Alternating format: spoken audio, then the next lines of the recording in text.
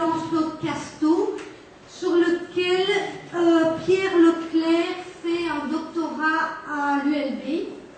Il s'agit d'un ouvrage de 1604. En même temps, ce qui caractérise Pierre Leclerc, c'est que pour pouvoir faire des reconstitutions de banquets de l'époque, il a fait également une formation en traiteur-restaurateur. C'est comme ça qu'il donne les ateliers pour ceux qui s'y sont inscrits et qu'il peut parler pas seulement de manière théorique des recettes et de la cuisine. Voilà, alors par ailleurs, il a écrit sur ces questions pas mal d'articles, aussi sur la gastronomie liégeoise et sur les mythes de l'histoire de la gastronomie. S'il a porté quelques ouvrages, si ça vous intéresse. Alors, je lui cède tout de suite la parole pour nous replonger dans cette époque. Merci beaucoup.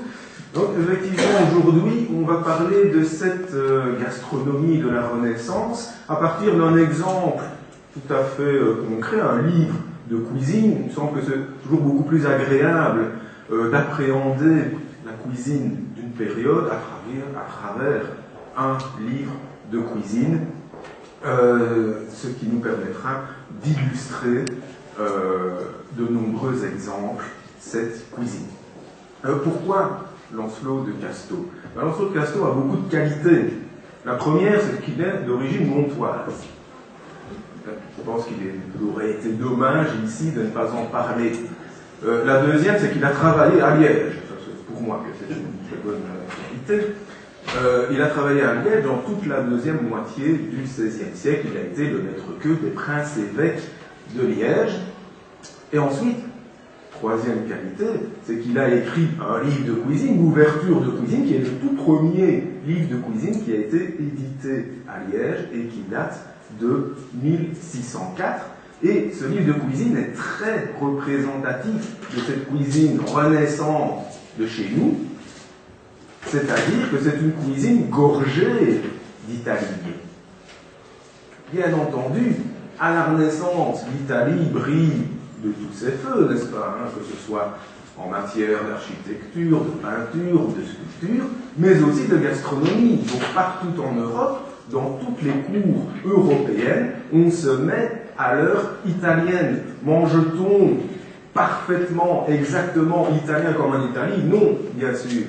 Mais nous sommes dans ce qu'on pourrait appeler aujourd'hui une cuisine fusion. La cuisine fusion n'est pas une invention de la fin du XVIe siècle. La cuisine fusion est quelque chose qu'on pratique depuis bien longtemps. Et au XVIe siècle, c'est exactement ce que Lancelot de Casteau et ses collègues maîtres-queux des différentes cours européennes font avec la cuisine italienne. Et puis, ce livre de cuisine, il est extrêmement intéressant parce qu'il va nous permettre de faire cette jonction, ce trait d'union entre la cuisine européenne médiévale et la cuisine moderne. Et nous verrons de quoi il s'agit exactement. Alors, Lancelot de Casteau, comme je vous l'ai dit, était maître-queux des princes-évêques de Liège. Il a servi 3 princes-évêques dans la deuxième moitié du XVIe siècle. Robert de Berg, que vous connaissez tous par cœur, qui a régné entre 1557 et 1563, donc ce n'est évidemment pas le prince-évêque le plus connu de Liège. Il est mort très très jeune. Son successeur, Gérard de Groesbeek, qui lui est une plus forte personnalité, il a régné beaucoup plus longtemps, et il était cardinal en plus. Et puis Ernest de Bavière, le plus célèbre des 3, Ernest de Bavière, qui est le premier prince-évêque de Liège de la dynastie des Bavières, et qui était un grand prince d'empire. Il n'était pas que prince-évêque de Liège, il était également notamment archevêque de Cologne. Donc notre Lancelot de Casteau, il a été le maître-queux de personnages très puissants, et il était lui-même certainement un bourgeois très connu à Liège. Il a travaillé dans le palais des princes-évêques, avec, oui, je ne sais pas si vous connaissez bien Liège, mais cette façade-ci est la façade du côté de la place Saint-Lambert. On ne la reconnaît pas du tout, parce que là, brûlée au XVIIIe siècle, elle a été reconstruite. Par contre, l'intérieur, lui, on le reconnaît, hein, les fameuses colonnes sont toujours là. Et dans cette cour privée, au premier étage, ici, nous avons les cuisines. Les cuisines qui se trouvent à côté de la salle de banquet. Ça, c'est très intelligent de mettre une cuisine à côté de la salle de banquet. Vous me direz, oui, c'est évident, mais dans l'architecture du XVIe siècle, et notamment si on va voir les châteaux de la vallée de la Loire en France, on s'aperçoit que les cuisines, la plupart du temps, sont rejetées très très loin des pièces de vie, parce qu'on ne veut pas avoir les cuisines, la partie domestique, à côté des pièces de vie, ce qui fait que, la plupart du temps, enfin, chaque fois, les serviteurs doivent traverser une cour avec des plats sous cloche pour les amener dans la salle de banquet ou pour les amener dans une quelconque salle à manger. Vous savez qu'à l'époque, la salle à manger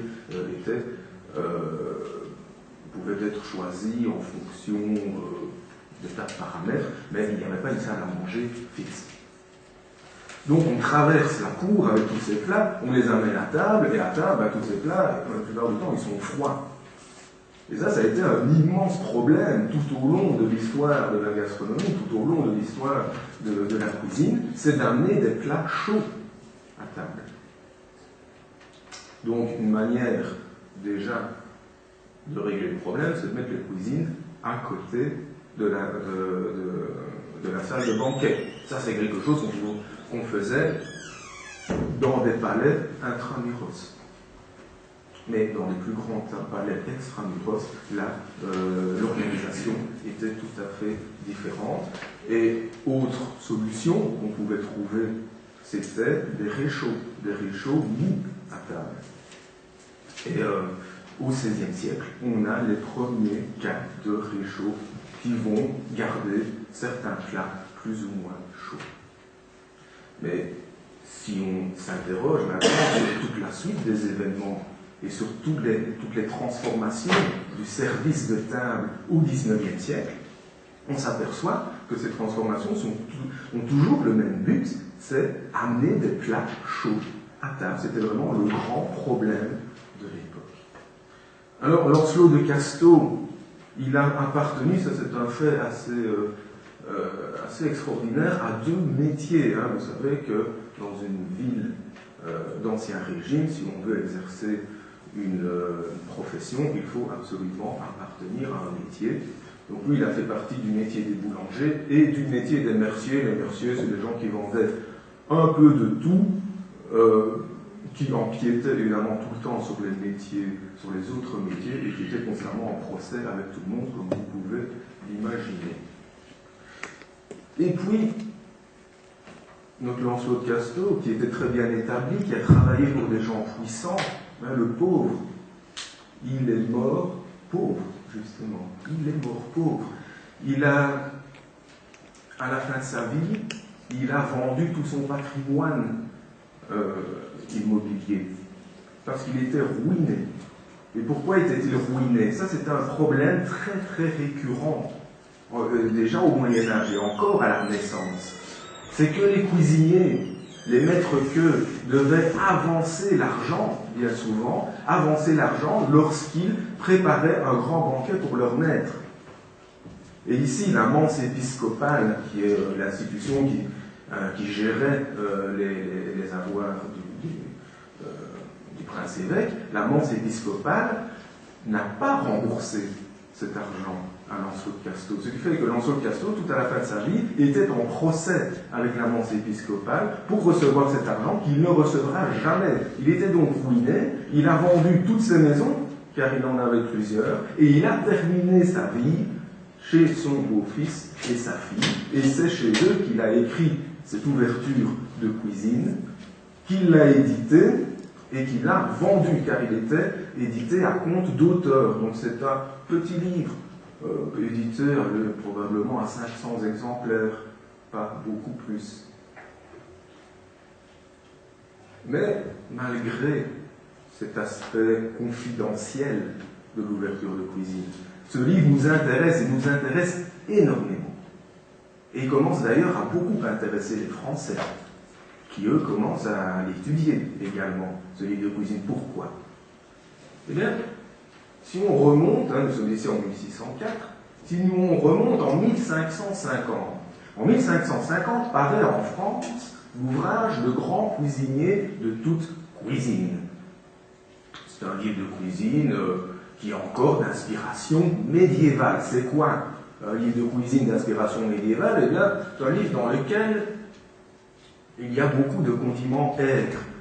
Ce sont les 3 V, vin, vinaigre, verjus, qui sont abondamment utilisés. C'est une cuisine dans laquelle on utilise énormément de sucre. On met du sucre dans tout, que ce soit des potages de poisson, des potages de viande, des pâtés de poisson, des tourtes de viande, etc. On sucre énormément. C'est une cuisine dans laquelle on utilise énormément d'épices, de grandes quantités d'épices, et des épices très variées. Il y en a 14, 15, 16 épices différentes. Une seule recette de cuisine peut contenir 7 ou 8 épices. À la fin du Moyen-Âge, on est dans ce qu'on appelle la folie des épices au sein de l'aristocratie. Bien entendu, nous ne sommes pas ici chez les paysans, au sein de l'aristocratie européenne. Et puis, c'est une cuisine dans laquelle on utilise assez peu de matières grasses. Si on veut s'imaginer une sauce type médiévale, ça va être une sauce à base d'un bouillon, de vin, de vinaigre ou de verjus. Vous savez, le verjus, c'est du jus de raisin immature qu'on a pressé, donc c'est très très très acide, dans lequel on va ajouter des épices, peut-être quelques herbes, très très peu. On préfère les épices orientales, qui viennent de très loin, qui sont très chères, et grâce auxquelles on va pouvoir se distinguer socialement, bien entendu. On préfère ces épices-là plutôt que les herbes autochtones qui, elles, sont à la portée de tous. Et on va faire bouillir cette sauce, et là on a vraiment une sauce type médiévale. Et puis, après la parution du grand cuisinier de toute cuisine en 1550, on a une longue période d'1 siècle de silence total de l'édition culinaire française.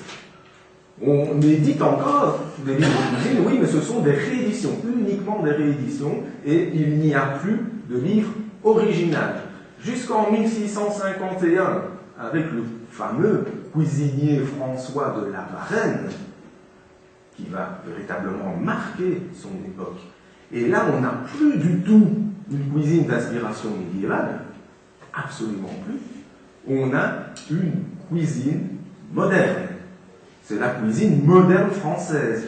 On peut l'appeler la cuisine classique française. Eux-mêmes l'appelaient la nouvelle cuisine. Vous voyez, la nouvelle cuisine, ça ne date pas nécessairement des années... Il y a eu une nouvelle cuisine au XVIIe siècle, il y en a eu une au XVIIIe, il y en a eu une au XIXe, il y en a encore une au XXe, je crois qu'on en aura encore pas mal de nouvelles cuisines.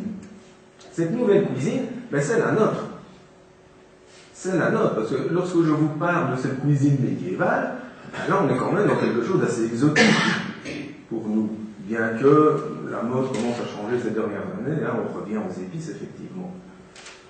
Mais cette cuisine du cuisinier François, elle nous est beaucoup plus familière, parce que c'est cette cuisine-là qui a forgé nos goûts, les goûts d'aujourd'hui. C'est-à-dire, on a toujours des condiments aigres, effectivement. Par contre, le sucre est complètement rejeté. Il y a une séparation nette entre le sucré et le salé. Le sucre est rejeté au dessert. Les 2 premiers services, l'entrée, le rôti, sont consacrés à des mets non sucrés. Les épices sont presque complètement rejetées. Oui, on veut bien encore mettre du poivre. Oui, on veut encore bien mettre de la noix de muscade, un petit peu de clou de girofle, mais on ne va pas exagérer. Le reste, le poivre long, la maniguette, le gingembre, la cardamome, etc., on n'en veut plus. D'ailleurs, il y a une phrase chez les Français, à l'époque, au XVIIe siècle, Et encore au XVIIIe siècle, on disait le haut goût et le mauvais goût. Il y a des gens qui savent ce que c'est le bon goût, quand même, ce sont les Français. Surtout ceux de la cour de Louis XIV. Pas de Louis XV encore mieux.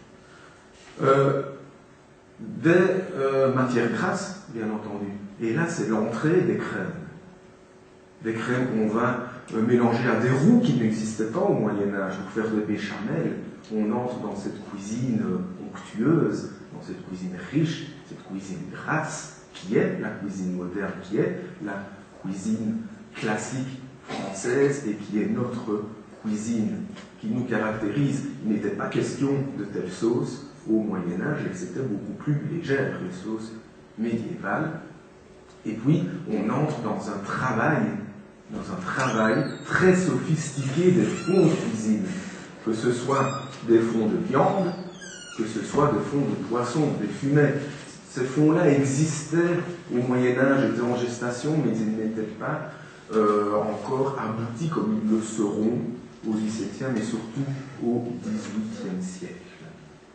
Donc on le voit, on passe en un siècle, en France, d'une cuisine de la fin du Moyen-Âge, finalement très influencée par la Méditerranée, très sucrée avec beaucoup d'épices, à cette cuisine française moderne qui va être un modèle pour le monde entier, qui n'a strictement plus rien à voir.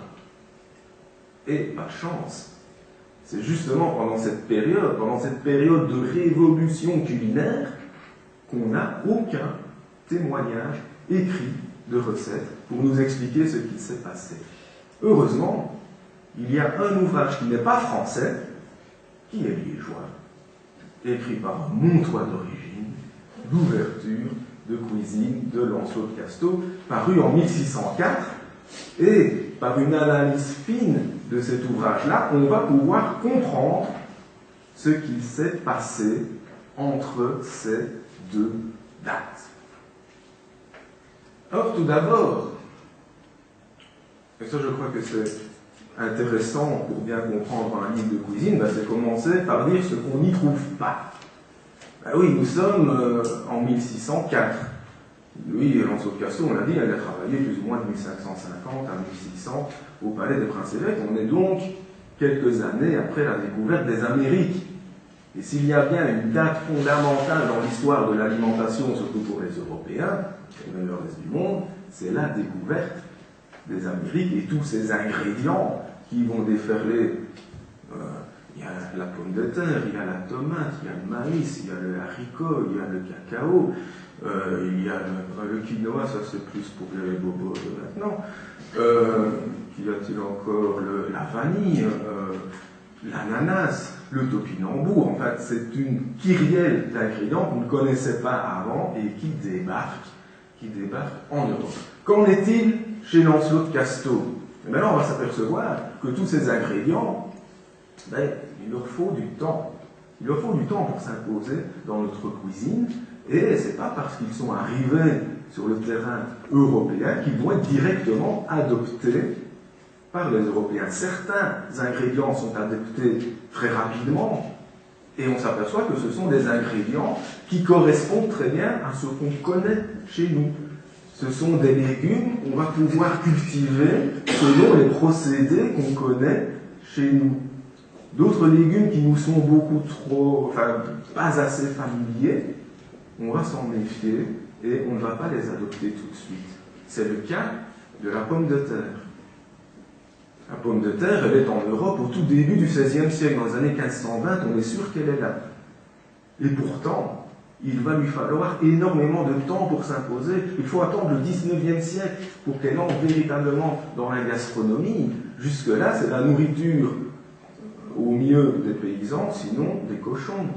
Encore au XVIIIe siècle, dans beaucoup de régions, que ce soit de France et même d'ailleurs en Europe, on mange des pommes, on donne des pommes de terre à manger aux porcs. Lorsqu'il y a une crise alimentaire, on va manger de la pomme de terre. Une fois que la crise alimentaire est passée, on revient à le véritable aliment de l'homme, qui est le pain, qui est sacralisé en plus. C'est le pain qui nourrit l'homme. Ça n'est pas la pomme de terre. Il faudra beaucoup de temps. Il y aura au XVIIIe siècle des initiatives d'État, notamment en Prusse, qui vont pousser les paysans à cultiver la pomme de terre, parce qu'on se rend compte que la pomme de terre a d'excellents rendements et qu'elle peut nous sauver des famines ou des disettes. Mais tout cela prend beaucoup de temps. Et il va falloir vaincre les dernières réticences françaises avec le travail de Parmentier. Et là, on est à la fin du XVIIIe siècle. Donc vous voyez le temps qu'il a fallu pour certaines régions européennes, l'Île-de-France par exemple, il faut attendre la fin du XVIIIe siècle pour qu'elle soit acceptée. On accuse la pomme de terre de répandre la lèpre. Et cela est dû au fait aussi qu'elle pousse dans la terre. Un légume qui pousse dans la terre, on s'en méfie. On trouve ça très net. Et ça, on en reparlera tout à l'heure avec la chaîne de lèpre. Donc, oui, on accuse de répandre la lèpre, mais ça se retrouve dans des édits municipaux. Certaines communes en France interdisent la culture de la pomme de terre sur leur territoire parce qu'elle véhicule des maladies. La tomate, même problème. Et là, vous aurez tout de suite compris qu'il y a un point commun entre la pomme de terre et la tomate, parce que ce sont deux solanacées. Et en Europe, on connaît des solanacées. On connaît la belladone, on connaît la datura, on connaît la mandragore. Donc toutes ces plantes-là sont éminemment toxiques. Pareil pour la tomate et la pomme de terre. La tomate, on mange le fruit, la pomme de terre, le tubercule, mais il ne faut pas s'aventurer à manger d'autres parties de cette plante-là. C'est toxique. Donc, le fait que ces deux plantes appartiennent à cette classe des solanacées fait qu'on s'en méfie encore plus. Et puis la tomate, en plus, elle n'est pas si facile que ça à faire pousser. On ne connaît pas d'emblée en Europe des techniques horticoles qui permettent de bien travailler la tomate. Donc il faudra pas mal de temps.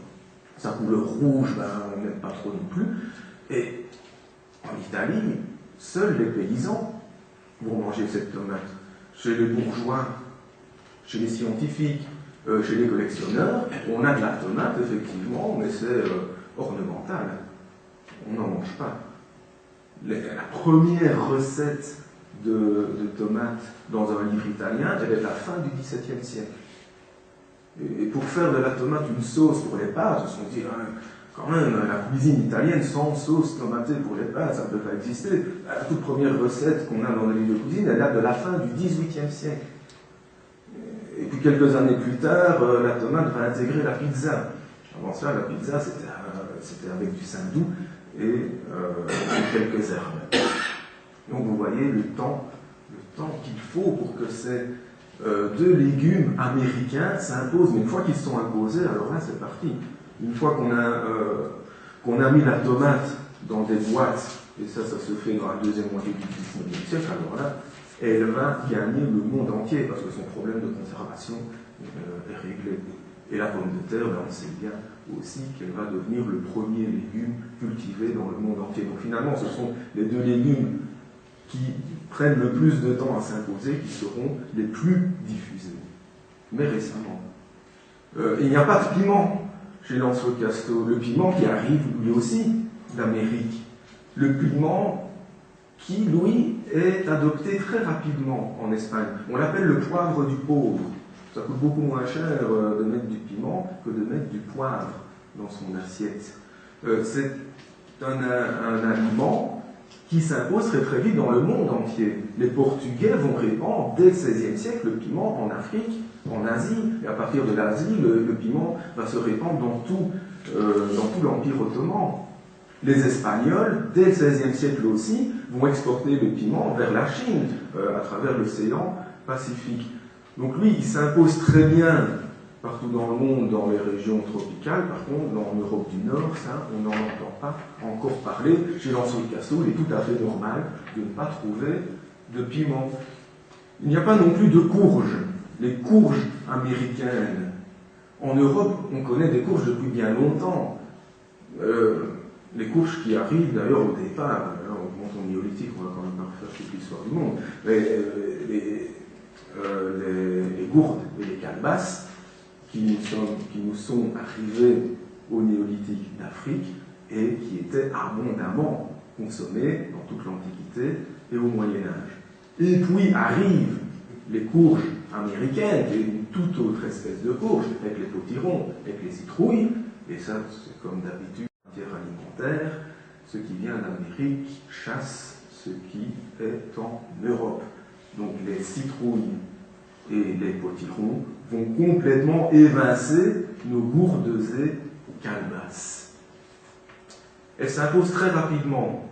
Les citrouilles et les potirons s'imposent très rapidement, et là, on pourrait à la limite s'étonner de ne pas en trouver chez Lancelot de Casteau. Il aurait pu y en avoir, mais il n'y en a pas. Il n'y a pas non plus de maïs. Le maïs fondamental, le maïs céréal, on l'appelle d'ailleurs le froment d'Inde. Ça, c'est une habitude systématique. Lorsqu'un produit arrive d'Amérique ou d'ailleurs, qu'il ressemble à un produit d'ici, on l'appelle par le nom d'ici et on le fait suivre d'Inde. Le maïs, c'est le froment d'Inde. Le piment, c'est le poivre d'Inde. Il y a d'autres, oui, la dinde, c'est la poule d'Inde. Mais le maïs est beaucoup trop populaire. Le maïs s'impose très très vite dès le XVIe siècle en Italie, notamment dans le nord de l'Italie, où il est tellement intéressant au niveau culture qu'on en fait des monocultures. Et l'un des monocultures, comme on sait très bien, que c'est très dangereux, surtout dans le cas du maïs, qui manque de vitamine Pp, et donc ça a provoqué une épidémie de pélagre, cette horrible maladie de la peau. Ceci dit, le maïs, il n'y en a pas chez Lancelot de Casteau, c'est trop populaire. On ne voit pas. Et en plus, il s'est répandu davantage dans les pays de l'Est que dans les pays du Nord. Le maïs se répand d'abord dans les pays de l'Est. Il n'y a pas non plus, et ça ne vient absolument pas d'Amérique, c'est un produit tout à fait autochtone, d'asperges. Et ça, c'est très étonnant. Très étonnant parce que l'asperge est un des légumes les plus à la mode au XVIe siècle. Dans tous les livres de cuisine du XVIe siècle, on a de l'asperge à toutes les sauces. Et là, pourquoi Lancelot de Casteau n'en présente-t-il pas? On a des asperges alliées. Pourquoi n'y a-t-il pas de recette d'asperges? Ça, non, je n'ai pas la réponse. On garde la question, peut-être qu'un jour on découvrira. Ça ne vient pas non plus d'Amérique, mais il n'y a pas d'ail. L'ail est considéré comme étant beaucoup trop populaire. L'ail donne une mauvaise haleine. Et on en parle dans les traités de bienséance. Donc on évite l'ail. Même problème avec le poireau, trop populaire aussi. Donc l'oignon, lui, il est accepté, il est tout à fait accepté. Mais le poireau, également trop populaire, on n'en a pas une seule trace chez Lancelot de Casteau. Et puis un autre légume qui ne vient pas d'Amérique, mais qui, lui, vient d'Asie et qui se répand tout doucement en Europe du Sud, c'est l'aubergine. L'aubergine se répand dès la fin du Moyen-Âge à la Renaissance, mais l'aubergine a le même problème que la tomate et la pomme de terre, c'est une solanacée aussi. Et on s'en méfie également, et il faudra également beaucoup de temps pour que l'aubergine se répande. Alors que l'aubergine, dans le haut Moyen-Âge, chez les califes abbassides de Bagdad, on la cuisine abondamment. On adore ça, l'aubergine. Et les livres de cuisine qu'on a, enfin les manuscrits de cuisine qu'on a de cette époque-là, de Bagdad, donnent beaucoup de recettes d'aubergine. Même chose en Al-Andalus. Et même chose aussi dans les livres de cuisine catalans, qui eux sont chrétiens. Et puis, ça s'arrête un peu là. Après, la machine s'enraye, et même les médecins européens considèrent l'aubergine comme mauvaise pour la santé. Elle nourrit mal, et elle peut provoquer des problèmes de santé. Donc on a vu ce qu'on ne trouve pas chez Lancelot de Casteau. Maintenant, que trouve-t-on dans ces livres? Au niveau des céréales, déjà. Ça, c'est fondamental, les céréales. Qu'en est-il du froment? Eh bien là, il y a une grande évolution par rapport aux manuscrits culinaires médiévaux. Au Moyen-Âge, dans le haut Moyen-Âge, on peut même dire dans l'Antiquité, dans le haut Moyen-Âge, au Moyen-Âge, l'aristocratie se nourrit beaucoup de céréales en bouillie. C'est très apprécié. Charlemagne aime, enfin, on nous dit que Charlemagne aime les céréales en bouillie. Dans tout le Moyen-Âge, il y a une recette très populaire qu'on sert systématiquement avec la venaison rôtie, c'est la fromentée. Fromentée, c'est du blé en bouillie qu'on va lier avec du jaune d'œuf. On adore ça chez les seigneurs, chez les aristocrates. Et pourtant, à la Renaissance, grand changement, on abandonne complètement toutes ces bouillies de céréales qui vont être laissées au peuple. Une bouillie de céréales, ça devient un plat populaire. On n'en retrouve plus aucune trace dans les livres de cuisine. Par contre, le froment va être utilisé sous forme de farine, et essentiellement de farine. Et avec cette farine, on va la travailler pour faire des choses extraordinaires, pour faire de la pasta, des pâtes. Au XVIe siècle, les princes évêques de Liège vont manger des raviolis et des macaronis. Ça, on en reparlera tout à l'heure. On va utiliser cette farine pour faire des croûtes, évidemment, des croûtes de pâté, des croûtes de tourte. On va également utiliser cette farine pour enfariner du foie de veau, qu'on va poêler, pour le dorer. Ça, c'est une technique qu'on ne trouve pas dans les manuscrits médiévaux. On va également faire des beignets. Un beignet, c'est une très très vieille recette. On en a déjà des traces chez Caton, du IIIe siècle, avant notre ère. Donc, les céréales, oui, du blé, oui, mais travaillées sous forme de farine. On va trouver quand même deux autres céréales. On a de l'orge dans une seule recette. C'est effectivement de l'orge qu'on pourrait dire en bouillie, mais dans une tourte. Donc on voit que c'est quand même travaillé. Et c'est une seule recette. Et puis on a du riz. On a du riz dans une tourte aussi. Ça, pour un vervier-toi comme moi, c'est très très très émouvant de tomber sur une tourte de riz de 1604. C'est la première fois qu'on a ça dans un texte de chez nous. Par contre, c'est une recette très connue en Italie. Et on utilise également de la farine de riz pour faire du blanc mangé, dont on verra une photo tout à l'heure. Pour les légumineuses, c'est exactement la même chose que pour les céréales. Les bouillies de légumineuses, les plats de légumineuses étaient très appréciés par l'aristocratie pendant toute l'Antiquité, tout le Haut Moyen-Âge, tout le Moyen-Âge. Maintenant, c'est terminé, c'est laissé au peuple. On a encore quelques légumineuses, mais très peu. On va avoir la fève, sous forme de tourte aussi, une tourte de fève. On a les pois, dans le olla podrida, ça on en reparlera. J'ai même amené un petit film du jour où on a réalisé ce olla podrida, ce gigantesque pot-au-feu de la Renaissance, qui avait énormément de succès. C'est le Old Potteridge en Angleterre, le Olla Potrita, si mes souvenirs sont bons, en Allemagne.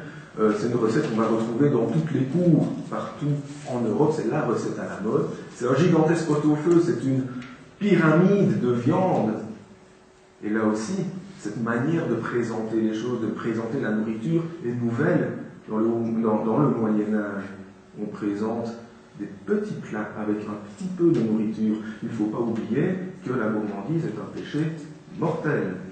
Il est hors de question en public de s'empiffrer. Il est hors de question de faire des démonstrations flagrantes de nourriture. Les Bourguignons commencent à le faire dans leur cours, peut-être déjà sous influence italienne.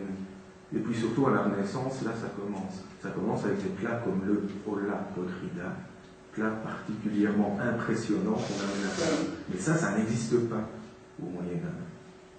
C'est nouveau. Et dans ce olla podrida, on a entre autres les pois, ainsi que le premier des deux ingrédients américains qu'on trouve chez Lancelot de Casteau, le haricot. Ça, il l'utilise. Ensuite, au niveau des viandes. Au niveau des viandes, les modes changent également. Pendant l'Antiquité, pendant le Haut Moyen-Âge jusqu'au plein Moyen-Âge, on mange essentiellement du porc.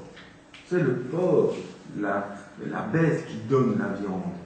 Le bœuf, lui, il est là pour tirer des charrettes, il est là pour les travaux des champs. On mange également du mouton et de la chèvre, mais eux, ce sont plutôt des espèces laitières.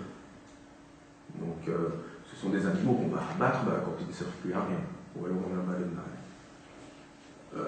À la Renaissance, ça change. Le porc, il est déprécié, aussi à cause de cette fameuse chaîne de l'être, dont on reparlera après, parce que le porc est l'animal le plus proche de la terre qui est l'élément le plus bas. Et plus on va s'élever dans les airs, plus noble on sera.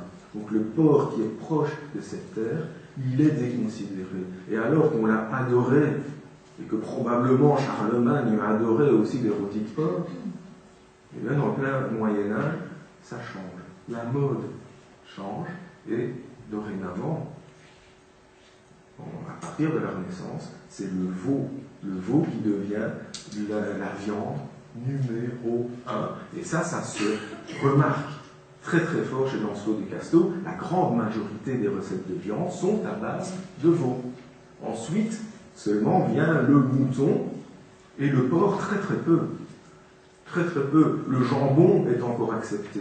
Parce que l'aristocratie apprécie le jambon de Westphalie, un jambon fumé. Ça oui, très bien. Mais la chair, non. Ou alors en saucisse. De la chair de porc en saucisse, d'accord. Mais ça s'arrête là. Le bœuf, très très peu. Le bœuf n'est pas encore cet animal viandeux qu'on connaît aujourd'hui. Pas de blanc-bleu belge à la Renaissance. Ce sont des viandes très très maigres, ce sont des bêtes qu'on utilise encore beaucoup dans les travaux des champs, et il commence à devenir une bête de boucherie. Et il faut le temps.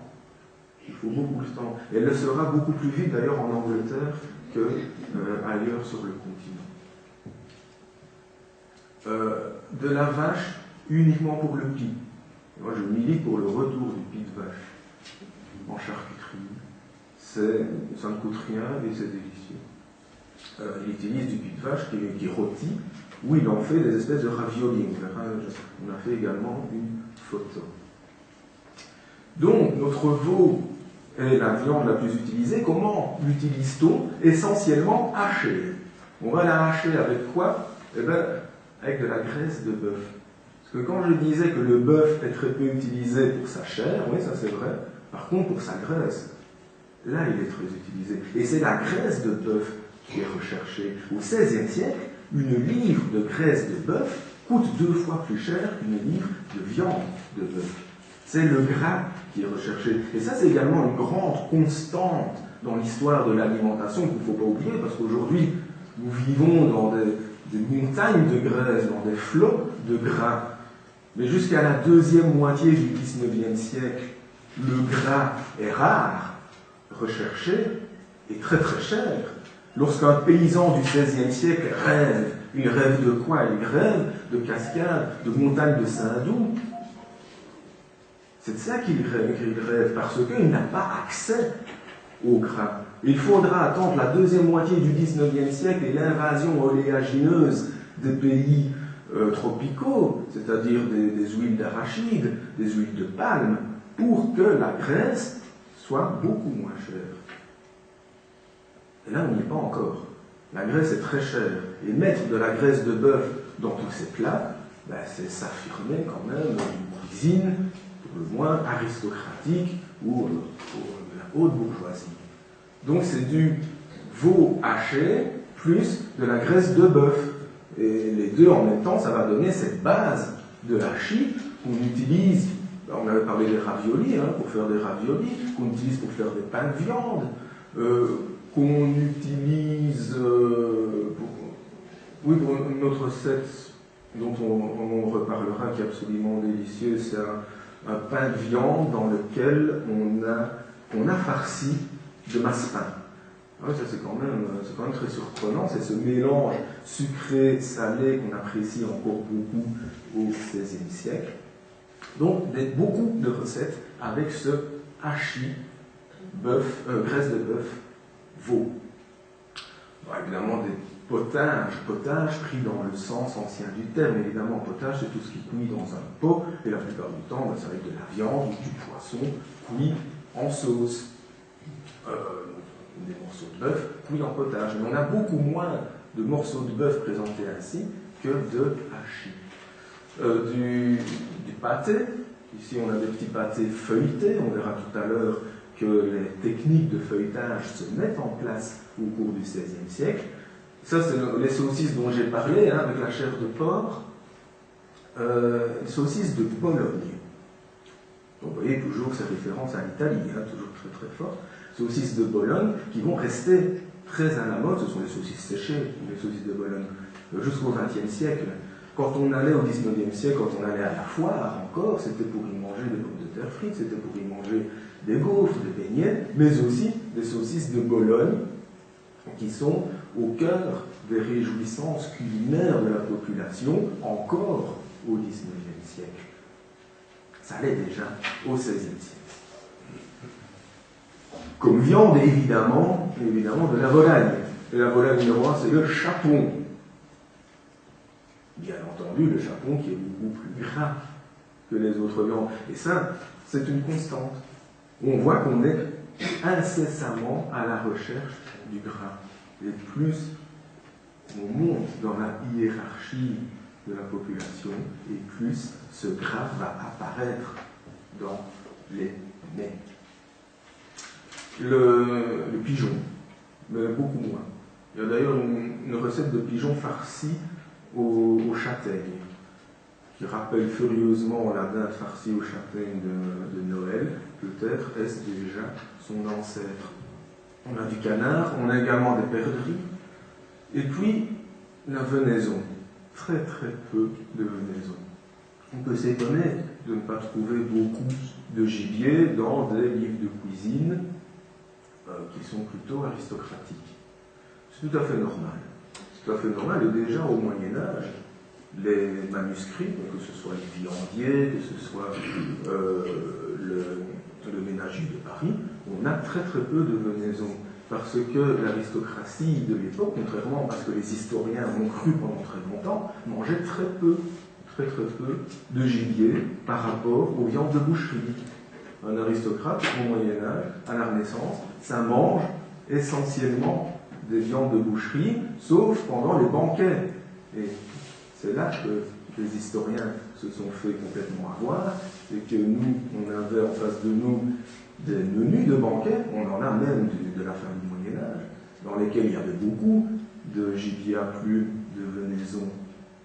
Donc on s'était dit, ben voilà, l'aristocratie adore le gibier à plumes, adore les venaisons. Sauf qu'un banquet, c'est une représentation politique, et que dans cette représentation politique, le gibier à plumes, qui représente l'élément de l'air, c'est-à-dire l'élément le plus élevé, représente également l'aristocratie, qui est l'ordre le plus élevé de la société. C'est par représentation politique qu'il y a beaucoup de gibier à plumes, et s'il y a de la venaison, c'est parce que la venaison est chassée, et que la chasse est, la chasse gardée, j'allais dire, de l'aristocratie. Donc très peu, il y a une recette où on retrouve soit du cerf, soit du sanglier.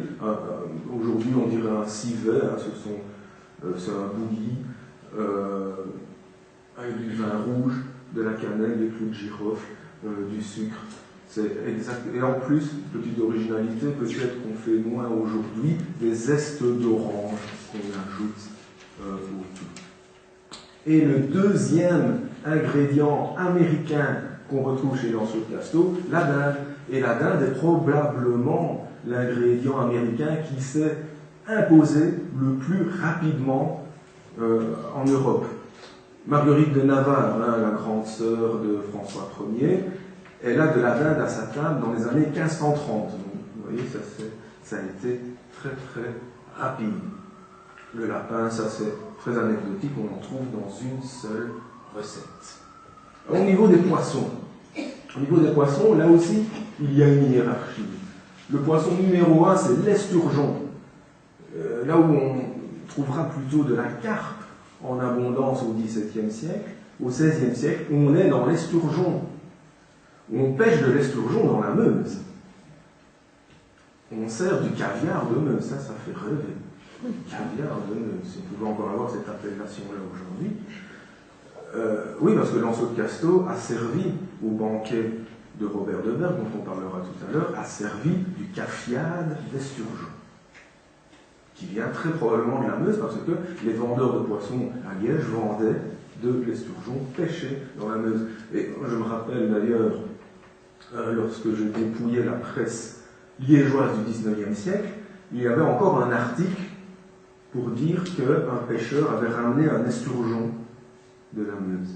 Mais au XIXe siècle, c'était un fait suffisamment exceptionnel pour en faire l'objet d'un article. Mais au XVIe siècle, c'est pas du tout exceptionnel. On pêche de l'esturgeon dans la Meuse, et c'est le poisson royal par excellence.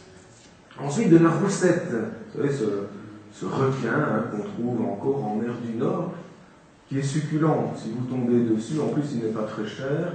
Il vaut au moins la sole. C'est un peu la chair est tout aussi délicate.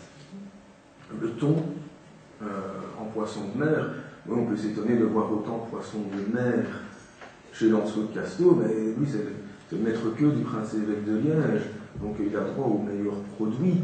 Mais quand même, on a tout de même des témoignages qui nous disent qu'à Liège, à cette époque-là, le poisson de mer qui arrive n'est pas dans le même état de fraîcheur, évidemment, que celui qui sort de la Meuse. La carpe et le brochet, là, on est dans le poisson d'eau douce. Alors là, c'est intéressant, du homard et du crabe. Ça, sont deux recettes que j'aime beaucoup. Bon, elles sont assez simples, hein. Il suffit de découper la chair en petits dés, d'en faire un petit potage avec du vin, quelques herbes. Et puis on sert ça dans le remeur. Vous voyez, le remeur, c'est le verre à vin blanc. Aujourd'hui, c'est un verre à vin blanc à pied vert qu'on utilise pour les vins d'Alsace. À l'époque, il était un peu différent. Donc, il servait son potage de homard dans un remeur, dans un verre. Donc, je ne sais pas si c'est lui qui l'a inventé, mais on pourrait dire que la verrine est une invention du XVIe siècle et une réinvention, on va dire, de la fin du XXe siècle. La tortue fait sa grande entrée, parce que là, au Moyen-Âge, on n'en a pas de traces.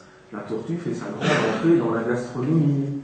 Et Dieu sait combien elle va être appréciée dans les siècles suivants. Maintenant, c'est terminé, évidemment, on ne touche plus à ces petites vestes. Mais bon, pour qui a vu ce merveilleux film, Le Festin de Babette, on voit que la tortue, au XIXe siècle, est de tous les grands festins, avec le fameux potage de tortue.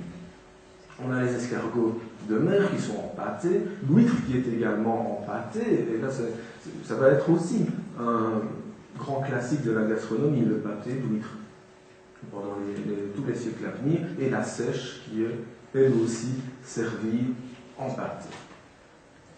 Au niveau des légumes, on voit bien que l'anseau de Casteau est bien dans la mode de son époque. Déjà, faire figurer des légumes, déjà ça, c'est être dans la mode de la Renaissance. Dans les manuscrits médiévaux, surtout français, on a extrêmement peu de légumes. C'est tout pour la viande, tout pour le poisson. Vous savez qu'il y a quand même cette différenciation religieuse. D'après le calendrier quadragésimal, on peut manger de la viande les jours gras et les jours maigres, on mange du poisson. Tout est viande ou poisson. Le légume est totalement déconsidéré. Même les médecins nous disent que les légumes ne nourrissent pas. Et d'ailleurs, il y a une anecdote assez amusante de ce point de vue-là. À la Renaissance, comme on considère que le légume ne nourrit pas, que beaucoup, maintenant, d'aristocrates, de seigneurs, se jettent sur les légumes, qui trouvent ça délicieux. Là, les moralistes, ils considèrent que ces aristocrates mangent des légumes non pas pour se nourrir, mais uniquement par plaisir. Et là, il y a une déferlante moraliste pendant la Renaissance contre les légumes. aussi ce qu'on appelle, entre guillemets, les bonnes salades. Les bonnes salades, dans la bouche d'un moraliste, évidemment, c'est quelque chose d'absolument infâme. En plus, la salade, elle ouvre l'appétit. C'est pour ça qu'on en met toujours au premier service. Salade au premier service. Puis il y a des petits malins qui en mettent au deuxième, au troisième service pour se rouvrir l'appétit. Ça, évidemment, c'est extrêmement mal vu des moralistes. Le légume numéro 1, l'épinard. L'épinard qui nous arrive de Perse, donc il y a quand même d'Inde, pardon, d'abord, qui a fait un long voyage à travers la Perse, à travers tout le monde arabe, et qui a débarqué en Europe aux environs du XIIIe siècle, et qui est un légume très apprécié, et qui évince d'ailleurs beaucoup de légumes feuilles qu'on mangeait à l'époque, et qu'on va progressivement abandonner. Il y a 6 recettes d'épinards sur les 183 recettes de l'Anso-Casso. C'est énorme par rapport à ce qu'on avait au Moyen-Âge, où parfois on avait 0 recettes de légumes sur tout un ouvrage. Le chou-fleur. Le chou-fleur, c'est la folie du XVIe siècle. Le chou-fleur qui nous arrive, lui, de Bagdad, tout d'abord. Ce sont les horticulteurs de Bagdad qui vont travailler le brocoli, qui vont le blanchir, qui vont l'agrandir. Le chou-fleur arrive en Al-Andalus au XIe siècle, où on l'appelle d'ailleurs le chou de Syrie. Donc on voit bien d'où ça vient. Et puis, après le XIe siècle, il va se répandre, à partir du XVe siècle, à partir du XVe siècle, il se répand en Italie, et puis dans le reste de l'Europe, et chez les peintres flamands, de la fin du XVIe siècle, où on ne peut pas avoir une toile, une vendeuse de légumes, parce que c'était très à la mode, hein, ces scènes de marché, ces scènes de légumes, on ne peut pas en trouver une sans un chou-fleur. Le chou-fleur qui est toujours considéré, comme nous le dit Olivier de Serres dans son théâtre d'agriculture en 1600, on est vraiment contemporain, qui est toujours considéré comme rare et délicat. Donc le chou-fleur, là, Lancelot de Casto, nous donne des recettes finalement rares et délicates. Et c'est le seul légume d'ailleurs qui est mis en évidence. Dans notre Olla podrida, on le verra tout à l'heure dans les petits films, le chou-fleur est coupé en deux, cuit, et on va le poser sur le plat pour qu'on le voit bien. C'est important de bien voir ce chou-fleur, parce que c'est un peu le clou du spectacle. C'est le seul légume qui donne son nom à une recette chez Lancelot de Casto. Une recette de viande où il y a du chou-fleur, et il s'appelle potage de chou-fleur. Voilà, qui ravit la vedette à la viande. On a notre chou, on a le chou rouge, son chou farci, son chou farci est fait à partir d'un chou rouge. On a également des cardons, qui sont très à la mode aussi, des oranges, j'anticipe sur le mot que je voulais mettre, des carottes qui sont rouges, qui sont blanches, qui sont très grosses d'ailleurs, parce qu'il est farci, on le verra tout à l'heure, dans le Olla podrida encore, tout est dans le Olla podrida. On farcit les carottes, donc on creuse les carottes par derrière, et puis on va mettre notre farce, évidemment de veau haché et de graisse hachée, dans la carotte. Et les carottes qui ne sont pas oranges chez Lancelot de Casto, mais elles pourraient l'être, car on a les toutes premières représentations de carottes oranges chez, en tout cas, un peintre, ça c'est sûr, un peintre flamand de la deuxième moitié du XVIe siècle, enfin de la fin du XVIe siècle, chez Goumard. Pas très connu, mais sa toile est au musée de la gourmandise à Hermal sous Argento, c'est Jésus chez Marthe et Marie, et là on a clairement des carottes oranges, c'est, à ma connaissance en tout cas, la toute première représentation de carottes oranges. On raconte que ce sont les horticulteurs hollandais qui auraient poussé cette couleur-là pour faire honneur à la famille d'Orange Nassau. Et là, je ne certifie rien, hein, c'est une histoire qu'on raconte. Est-ce vrai, n'est-ce pas vrai? Je ne sais pas. On a également du cerfeuil, qui est lui aussi très à la mode. Des navets, ça c'est plus étonnant, parce que le navet, tout comme le poireau, tout comme l'ail, est considéré comme très populaire. Et là, les toiles sont là des toiles du XVIIe siècle, le navet est systématiquement dans un contexte paysan. Lancelot Casso nous donne une recette de navet, une tourte au navet, dans laquelle le navet a cuit avec du beurre, du sucre, de la cannelle, qu'on a mélangé à du fromage fondu, des œufs. C'est absolument succulent. On a également des concombres sous forme de cornichons. On nous donne d'ailleurs la recette du cornichon au vinaigre. L'artichaut avec le chou-fleur, l'artichaut est le légume vedette. J'ai même envie de dire avec l'asperge, mais là, il ne nous donne aucune recette d'asperge. Et le légume vedette du XVIe siècle. On raconte, et ça c'est vraiment des racontars, on raconte que Catherine de Médicis s'est étouffée en s'empiffrant d'artichaut tellement elle aimait ça. On raconte aussi qu'elle a ramené l'artichaut d'Italie en France. Ça c'est pas possible parce qu'on a des traces d'artichaut en France en 1531. Ici, s'est mariée en 1533. Avant cela, elle n'avait jamais vu la France. L'artichaut était bien en France. D'ailleurs, si on lit un peu les littérateurs du 19e et du 20e siècle, on a l'impression que Catherine de Médicis a un peu inventé la gastronomie française au 7e siècle. Or, dans les sources, il n'y a pas une seule allusion à la nourriture sur toutes les sources concernant Catherine de Médicis. On raconte qu'elle a ramené dans ses bagages des cuisiniers italiens à la cour de France, et c'est grâce à ces cuisiniers italiens que les Français ont appris à faire la bonne cuisine. Et là, une chercheuse à Versailles a dépouillé tout l'hôtel de Catherine de Médicis. Tous les noms de cuisiniers ont des noms français plutôt du Nord. Pas un seul cuisinier italien. Donc tout ça, ce sont des histoires qu'on colporte et qui sont complètement fausses.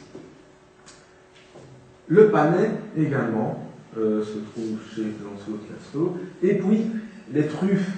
Et là, j'insiste beaucoup parce qu'on lit très très souvent qu'il y a des pommes de terre chez Lancelot Casto. Pourquoi? Parce qu'il appelle ces truffes, tout à fait logiquement, des tartuffes.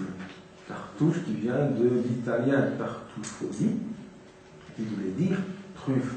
Or, le terme pomme de terre, lui aussi, vient du même terme italien, d'où cette confusion. Kartoffel vient aussi de tartufoli italien. Chez Lancelot Casto, il ne s'agit bien évidemment pas de pommes de terre. On n'a pas servi, comme on le lit parfois, de pommes de terre au prince évêque de Liège dans la deuxième moitié du XVIe siècle. La pomme de terre était inconnue chez nous à cette époque-là. On n'en avait pas. C'est difficile d'en servir quand on en a.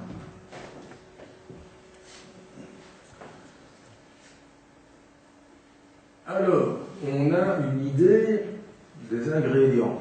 Comment les cuisine-t-on? Tout d'abord, en potage. Tous les recueils de recettes du tout premier connu, qui date de 1600 avant Jésus-Christ, Babylone, jusqu'à aujourd'hui, la majorité des recettes sont toujours des viandes et des poissons en sauce. Ici, on en a un pas mal du tout, c'est du chapon avec des os à moelle et une sauce romarin. Vous voyez, les sauces romarin qui sont si à la mode aujourd'hui, elles l'étaient déjà à cette époque-là. Comme type de potage, on a également ce qu'on appelle les mets en adobe. Ça vient de adobo espagnol qui va donner endaube en français et qui est quasiment un synonyme de l'espagnol escabeche. Escabeche qui va donner escabèche en français et escabèche en wallon. Donc, c'est du poisson qu'on a frit et puis qu'on a mis au vinaigre. Et escabeche vient de sikbaj. Sikbaj de l'arabe et du perse. Sikbaj perse qui veut dire soupe de vinaigre. Donc, vous voyez comme les termes et les recettes peuvent voyager. On a également du blanc mangé comme recette un peu particulière. Ça, c'est du blanc de poulet qu'on a broyé avec de la farine de riz, avec surtout, très important, des amandes broyées, du sucre, et ça donne ce blanc mangé. Aujourd'hui, le blanc mangé, c'est une gelée, mais le blanc mangé ne devient gelé qu'au XVIIe siècle. J'ai mis cet exemple-là parce qu'il est particulièrement savoureux. C'est un toast. Un toast sur lequel on va mettre des œufs brouillés mélangés avec la moelle, des herbes, et puis on va mouiller le tout d'un bouillon. Ça aussi, je le conseille particulièrement. On a notre potage de chou-fleur, hein, quelques exemples sur lesquels on ne va pas trop s'arrêter. Autre type de recette, après les potages, on a les tourtes. Et ça, c'est intéressant parce qu'on a de la tourte feuilletée. On le voit ici, c'est ici qu'on a réalisé selon la recette de Lancelot de Casteau. Elle est feuilletée. Mais comment fait-on un feuilletage au XVIe siècle? On ne le fait pas du tout comme aujourd'hui. Le feuilletage aujourd'hui, c'est par le tourage. On étale une pâte, on met du beurre au milieu, on plie, on abaisse, on tourne, on plie, on abaisse, on tourne, on plie, on abaisse. C'est comme ça qu'on obtient le feuilletage. Allez, ça, c'est une technique du XVIIe siècle. Ici, en 1604, on ne connaît pas encore. Ici, on va abaisser une feuille de pâte le plus finement possible, jusqu'à ce qu'elle soit transparente. Aujourd'hui, on appellerait ça une pâte philo. Et on va superposer ces très très fines pâtes, et entre chaque couche, on va mettre du beurre fondu. C'est ce beurre fondu d'ailleurs qui va permettre de faire le feuilletage. Nous, ça nous a pris un après-midi. Bon, peut-être en s'exerçant un peu plus, hein, ça irait plus vite, mais quand on n'est pas encore bien exercé, c'est un après-midi pour faire une tourte feuilletée. Donc on comprend que la nouvelle méthode du XVIIe siècle, du tourage, a eu beaucoup de succès. Autre type de tourte, et là c'est la cassée quand je l'ai sorti, c'est une tourte avec un flan. Donc pour faire une tourte avec un flan, il faut d'abord cuire la croûte à blanc, et puis mettre le flan. Donc on voit que toutes ces techniques sont bien connues. La particularité de ce flan, il est aux herbes. Il est à la menthe et à la marjolaine. Des tourtes aux fruits, ici c'est une tourte au coin confit. Et le coin confit est très apprécié. Le coin est un fruit merveilleux, est un fruit qui a un parfum merveilleux, qui a toujours été apprécié dans la cuisine, qui aujourd'hui est complètement délaissé parce qu'il faut le travailler, le coin. Le coin, ce n'est pas un fruit qu'on peut croquer comme ça. Il ne peut pas se manger vite. Aujourd'hui, l'agroalimentaire ne développe que les ingrédients qui se mangent rapidement. Si on voit même dans les bêtes, si on voit l'évolution des bêtes ces 20 dernières années, on les travaille pour qu'elles aient de la fesse. Et beaucoup moins de choses au niveau du tronc. Parce que c'est les viandes de la fesse qui se cuisent le plus vite. Donc notre pauvre coin qui a besoin d'être travaillé, il n'a aucune chance dans notre système alimentaire. Mais il revient quand même un peu à la mode dans les épiceries fines. Donc nos tourtes, elles sont aux légumes, elles sont au fromage, aux céréales, on l'a vu, hein, avec le riz notamment, et l'orge, aux champignons ou aux œufs. On a également des fricassés, on va aller très vite là-dessus, des fricassés de viande, de poisson, de viande, tout ce qui est omelette. Ce sont les futurs entremets, beaucoup d'omelettes dans les entremets des XVIIe et du XVIIIe siècle. On a également des rôtis, et les rôtis peuvent être à la broche, et notamment du poisson. Ça, c'est une roussette qu'on a rôti à la broche et qu'on a lardé avec non pas du lard, mais de la sauge et des clous de girofle. Ça, c'est notre pâté de viande farcie au massepain. Je vous assure que, dit comme ça fait peur, mais ça fonctionne toujours extrêmement bien auprès du public. On rôtit au grill, sous la cendre. Là, ce n'est pas un vrai rôtissage au sens technique du terme, mais c'est dans ce type d'instrument où on voit, hein, que le couvercle est prévu pour recevoir de la braise. Donc c'est un espèce de four portatif. On met de la braise en dessous et au-dessus. On a des gelées de toutes les couleurs. On aime au Moyen-Âge et encore à la Renaissance les couleurs bien flash, bien pétantes, que ce soit pour s'habiller, pour peindre les cathédrales, mais aussi à table. Les pâtés plutôt de viande et de poisson, beaucoup moins de légumes, comme le sont les tourtes.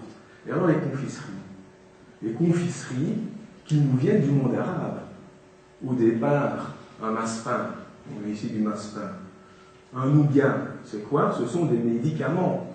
Ce sont des médicaments qui sont nés dans la pharmacopée grecque, déjà chez Hippocrate, puis chez Galien, et des médicaments qu'on va retrouver dans la pharmacopée arabe. Un calife de Bagdad, ça va se soigner des bronches en mangeant du massepain.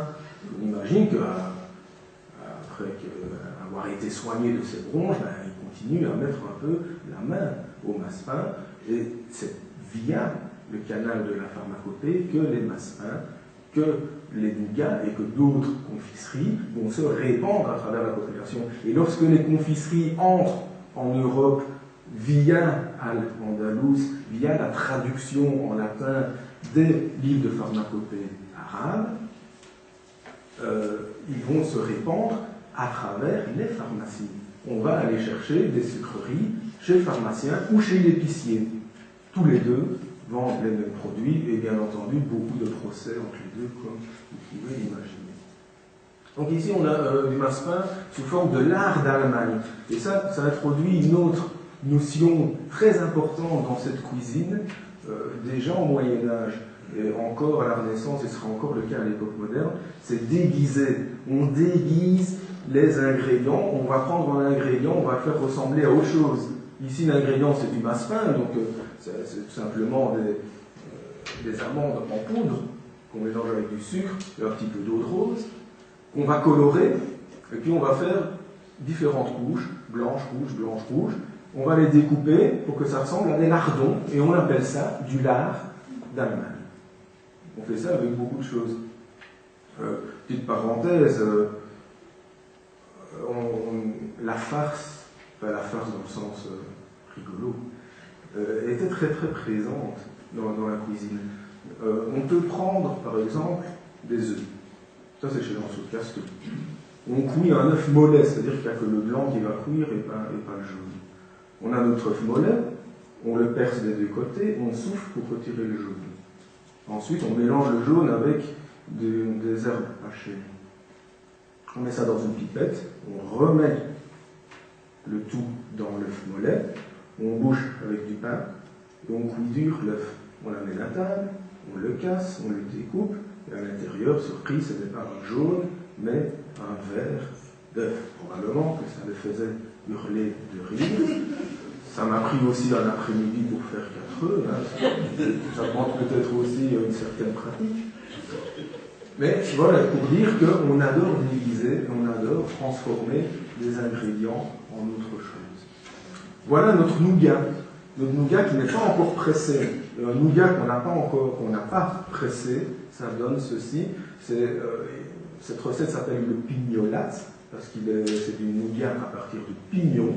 Et dans beaucoup de textes, on l'appelle d'ailleurs le pignolat enroché. On voit bien ici que ça fait penser tout à fait à un rocher. On a également des pâtes de sucre, du sucre tiré, et on en fait des personnages. Il y a au XVIe siècle un travail extraordinaire à partir du sucre tiré. Si on se réfère au mariage d'Alexandre Farnèse, je ne me souviens plus de la date, quelque part au XVIe siècle, mariage d'Alexandre Farnèse, on va représenter, il était gouverneur des Pays-Bas, on va représenter les villes de Bruxelles et d'Anvers entièrement en sucre, avec toutes les maisons, toutes les rues et les petits personnages qui se baladent dans les rues. Rien que ça, il y a de quoi mettre les finances d'une ville par terre, car bien évidemment, tout cela est financé en partie par les villes. Ils ne sont pas toujours très d'accord, enfin là on va passer les détails, mais il faut pas mal de temps pour amortir ce type de dépenses. Les bouillies, encore un exemple de déguisement. On a ici un chapon. Vous avez votre chapon cru, vous retirez la peau très délicatement, on lève les filets, on hache les filets avec du veau, on ajoute des tas d'herbes, de l'œuf, on recompose le chapon, on remet la peau délicatement dessus et on fait bouillir. On amène ça à table, on découpe et à l'intérieur, surprise, ce n'est pas du blanc de poulet, mais du hachis. Encore un exemple de déguisement.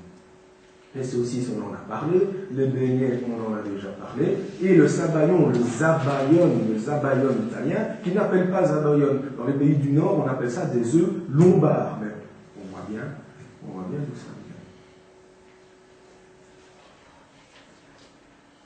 vient. Et bien entendu, les pâtes. Parce que, qui dit Italie, qui dit influence italienne, dit pâtes. Ça, ce sont des macarons. Macarons, c'est-à-dire des macaronis.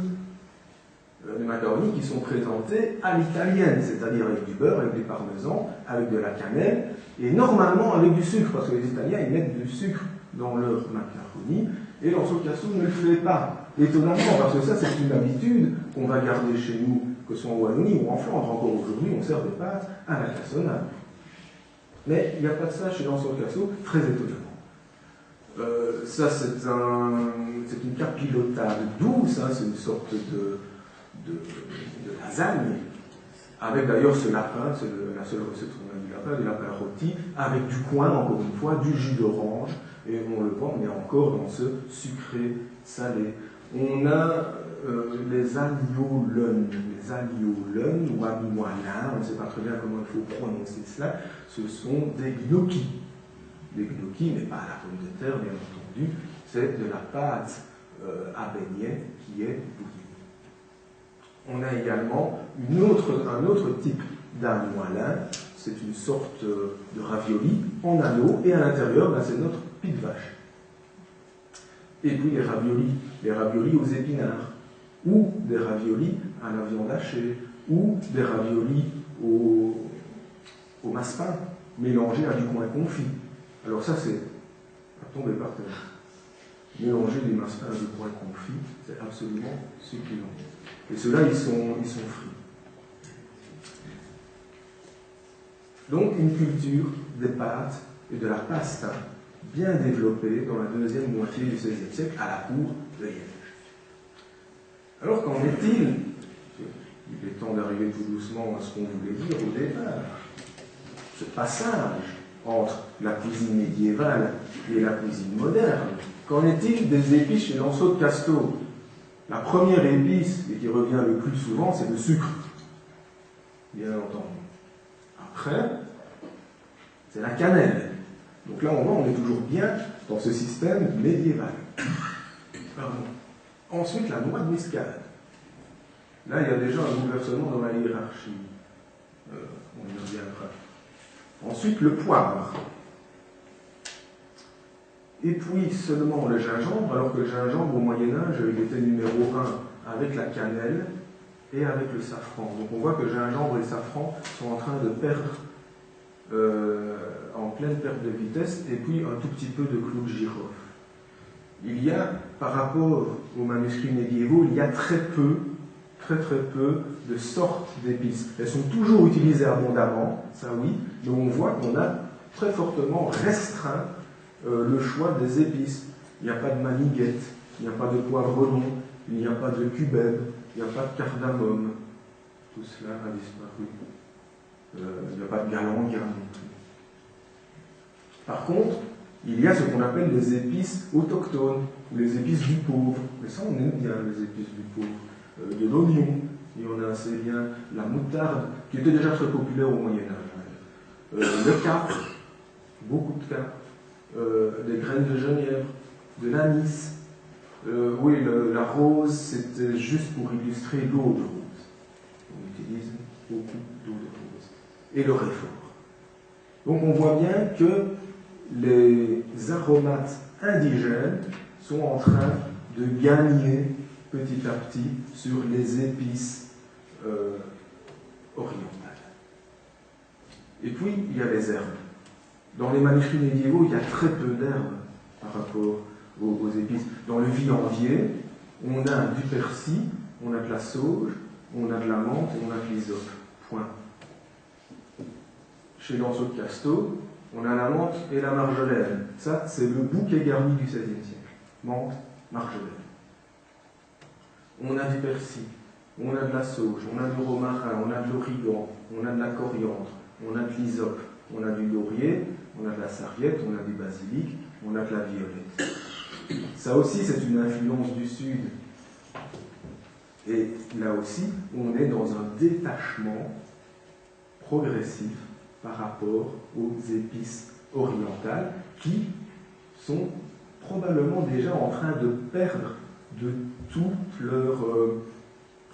leur prestige qu'elle avait au Moyen-Âge. Les fruits sont également utilisés pour donner du goût. Les oranges, c'est pour leur écorce. Probablement encore des oranges amères, pas encore les oranges douces. Elles sont déjà arrivées en Europe, fin 15e siècle, les Portugais ramènent les oranges douces de Chine. Mais sinon, la plupart du temps, ce sont toujours ces oranges amères, les oranges bigarades qu'on utilise. Le limon salé. Vous savez, dans les échoppes orientales, on a les citrons confits dans du sel. Ça, c'est très utilisé chez Lancelot de Casteau. Ce qui fait que parfois, pour nous en tout cas, quand on goûte ces recettes, parfois on n'a pas trop l'impression d'être en Italie, on a plus l'impression d'être au Liban. On a une cuisine assez proche de la cuisine libanaise actuelle. Avec les amandes, du citron, avec des pignons de pain, là c'est vraiment l'Italie, avec des raisins secs, ça c'est comme édulcorant. Comme édulcorant aussi, les coins confits. Comme édulcorant encore, les dattes. La pomme à l'état frais. Les châtaignes également. Les pruneaux édulcorants également. La pistache, pour faire les pistachines, c'est-à-dire ce nougat à base de pistache. Et puis pour le côté acide, les groseilles. Une recette de melon. Le melon est en train de gagner les faveurs de l'aristocratie de toute l'Europe. Et les poires, mais ça c'est très anecdotique. Alors comment organise-t-on tout cela chez Lancelot de Casteau? C'est là qu'il faut être attentif. Tout le sel de cette intervention se résume ici. Lancelot de Casteau n'utilise pas tous ces aromates n'importe comment. Dans ses sauces, là j'insiste bien dans ses sauces, ailleurs il n'a pas la même logique, mais dans ses sauces, il a une logique. C'est-à-dire qu'il va diviser ses sauces en sauces sucrées et sauces non sucrées, et qu'il va utiliser tous les autres aromates en fonction de la présence ou de l'absence de sucre. Ainsi, ces sauces sucrées sont toujours aromatisées à la cannelle. Ce n'était pas le cas au Moyen-Âge. C'est le cas maintenant. Le couple sucre-cannelle devient un couple indéfectible. Une ou l'autre exception près, avec le poisson. Par contre, dans les sauces non sucrées, pas une seule n'est à la cannelle. Donc on voit bien qu'on est en train de séparer les choses. Ensuite, les sauces sucrées ne sont jamais aux herbes, alors que les sauces non sucrées, elles sont bien souvent aromatisées aux herbes. Les sauces sucrées sont parfois aromatisées au safran, et on voit qu'il y a un jeu de couleurs. Les couleurs chaudes données par la cannelle, données par le safran, sont associées au sucre. Alors que dans les sauces non sucrées, jamais de safran, pas une seule fois. Le massif, c'est plus anecdotique, mais le citron, c'est intéressant. On n'a jamais de citron dans les sauces sucrées, et très exceptionnellement du limon salé. Alors que dans les sauces non sucrées, là, on a très très souvent du citron et du limon salé. On n'a jamais de capre dans les sauces sucrées, et on en a dans les sauces non sucrées. Et puis le sel, ça c'est très intéressant. On a, et ça c'est uniquement pour embêter l'historien qui fait des statistiques, pour que le tableau ne soit pas parfait, on a une recette de sauce sucrée avec du sel. On se demande ce qu'elle vient faire là, parce que le sel est systématiquement dans les sauces non sucrées. Et je reviens à notre Olivier de Serres, dans son théâtre d'agriculture. Olivier de Serres, il nous sort une phrase extraordinaire, que je n'ai jamais lue avant.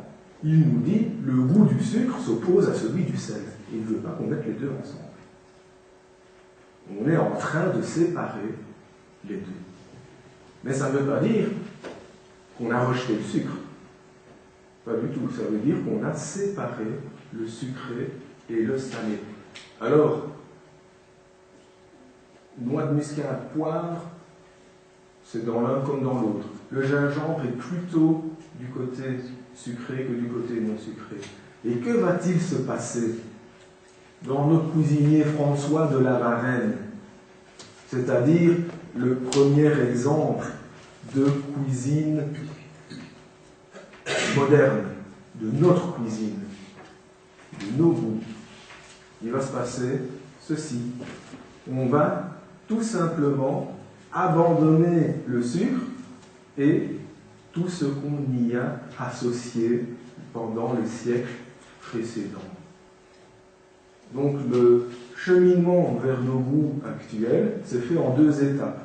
On commence par séparer le sucré du salé en associant certains aromates au sucre et d'autres au non sucré. Et puis on abandonne le sucre, on rejette au dessert, chez les Français, chez les Français, chez les Anglais, chez les Italiens, ça ne se passe pas de la même manière. Surtout chez les Anglais. On va faire comme les Français quand même.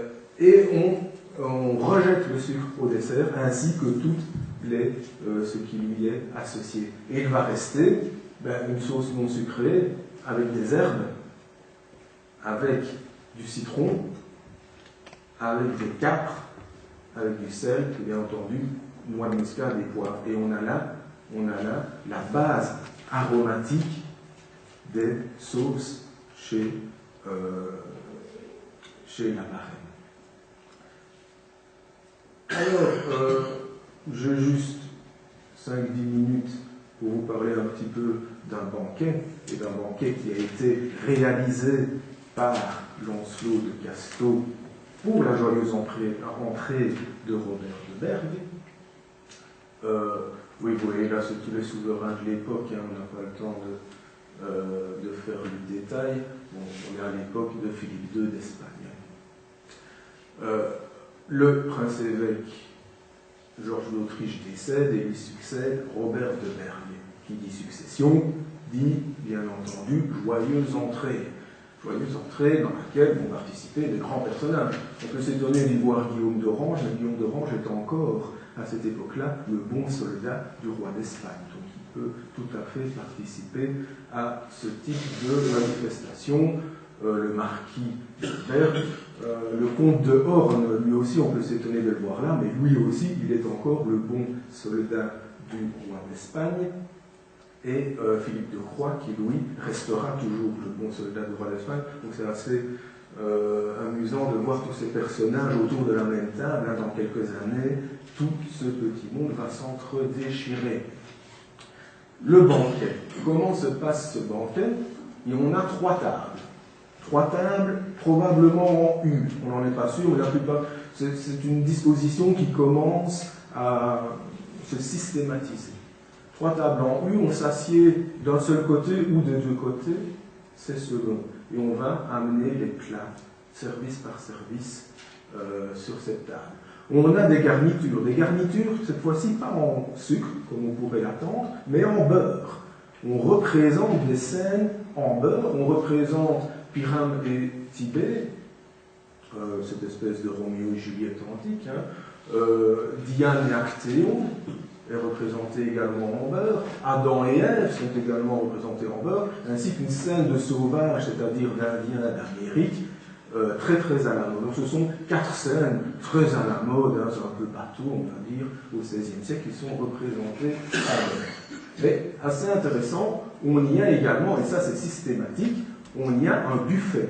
Le buffet, c'est l'endroit où on va exposer les pièces les plus prestigieuses de l'argenterie, de l'orfèvrerie, du maître des lieux. On n'oublie pas qu'on est dans un banquet, c'est-à-dire une représentation politique. Il faut paraître le plus riche et le plus puissant possible. Et donc ce buffet sert à cela. Probablement y avait-on également des verres. Le verre commence à se répandre, lui aussi, à cette époque. Alors, on va servir les mets. Là, je vais les laisser défiler. Voici le menu de cette joyeuse entrée du prince-évêque Robert de Berg.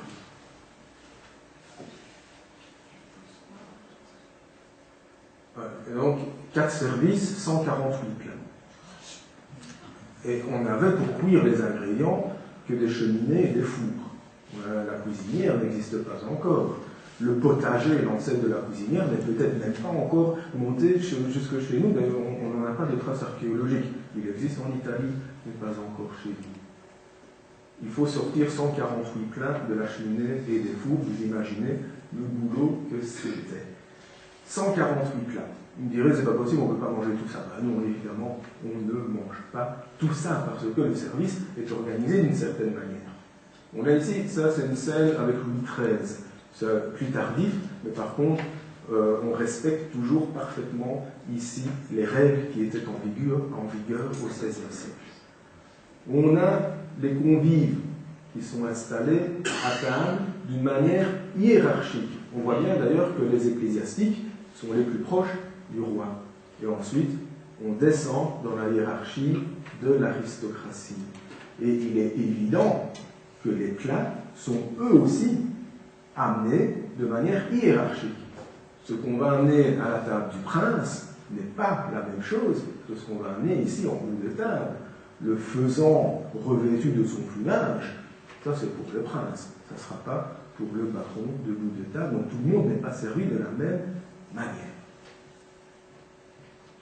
Ah oui, petite anecdote intéressante, on voit bien que en mettant tous ces plats en quinconce pour avoir ce joli effet visuel, on n'a pas de place pour mettre le verre. Ici on en voit un verre.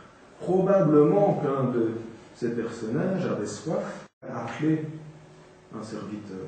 Le serviteur, quand il est appelé, il remplit le verre, il arrive, on prend le verre, on le boit d'un trait, on le remet sur le petit plateau, et le serviteur s'en va.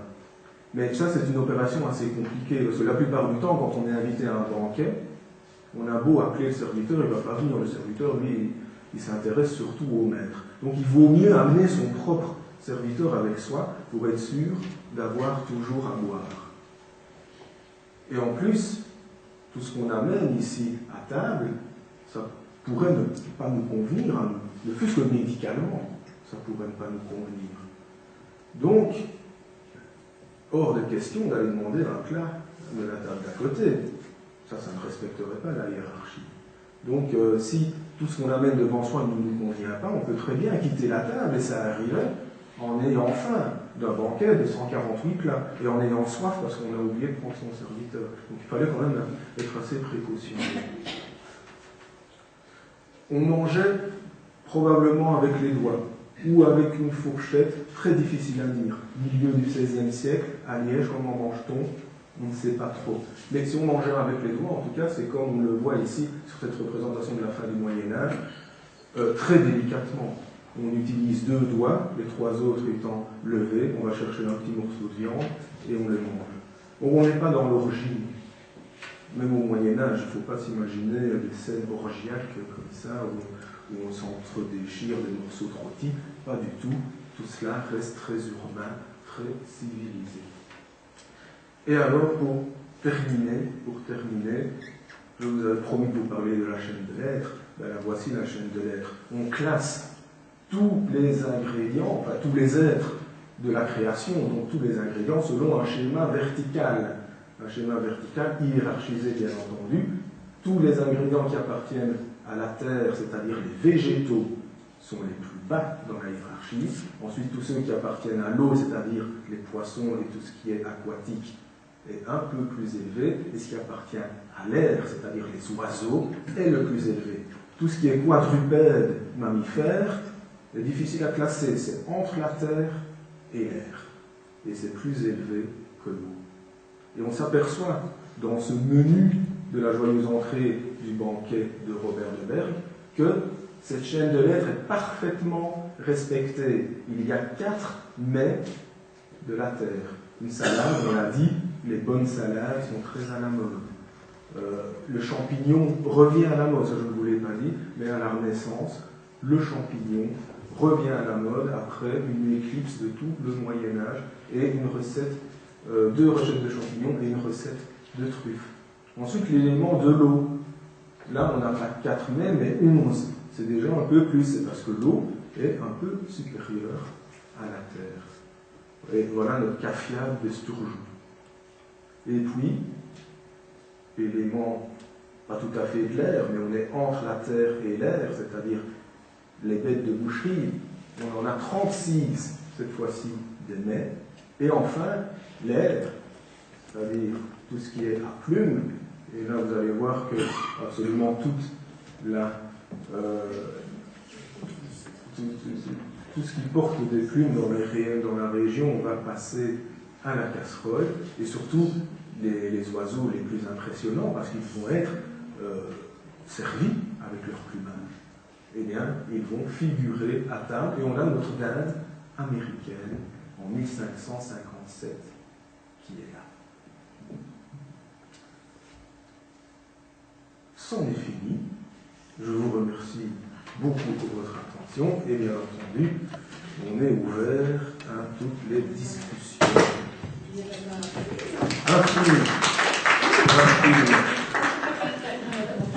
J'oubliais de dire, il fait 4 minutes. Il fait 4 minutes, notre Olla Podrida.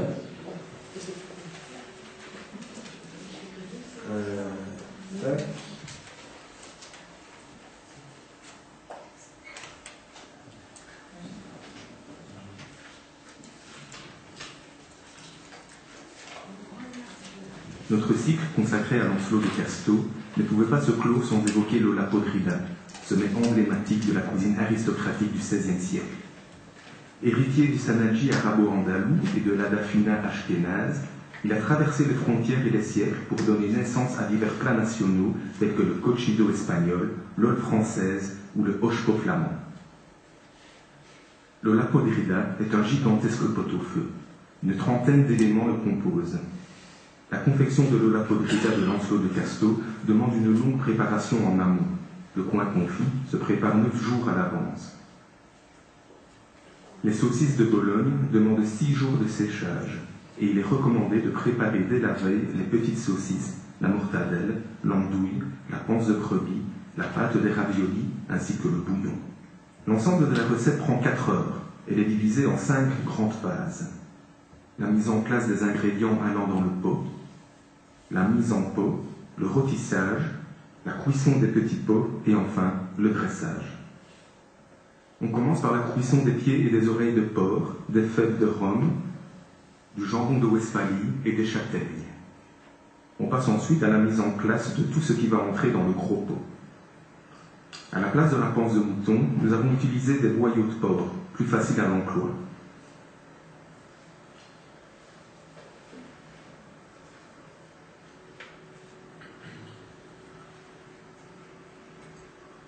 Le chou farci, les carottes farcies et le veau revêtu se préparent avec la même farce de veau haché.